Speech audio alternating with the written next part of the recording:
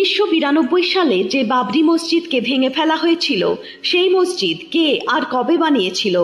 বাবরি মসজিদ উত্তরপ্রদেশের অযোধ্যাতে অবস্থিত ছিল, কিন্তু 6 ডিসেম্বর 1992 সালে 2 লাখেরও বেশি মানুষ সেখানে জমা হয় এবং বাবরি মসজিদ ভেঙে ফেলেন। আর তারপরে গোটা দেশের দাঙ্গা শুরু হয়ে যায় আর উত্তরপ্রদেশে রাষ্ট্রপতি শাসন জারি করা হয়। আসলে 1527 সালে রাম জন্মভূমিতে রাম মন্দিরকে ভেঙে মোগল সম্রাট বাবরের আদেশে তার সেনাপতি মীর বাকি বাবরি মসজিদ নির্মাণ করেছিলেন। সমস্ত প্রমাণ ও প্রত্নতত্ত্ববিদদের রিপোর্টের ভিত্তিতে এটা পরিষ্কার হয়ে যায় যে বাবরি মসজিদ রাম মন্দিরকে ভেঙে নির্মাণ করা হয়েছিল।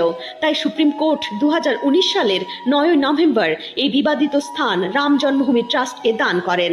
আর 491 বছরের দীর্ঘ সংঘর্ষের পর 2024 সালে 22 জানুয়ারি প্রধানমন্ত্রী নরেন্দ্র মোদী সেখানে রাম মন্দিরের সফল উদ্ঘাটন করেন। বলো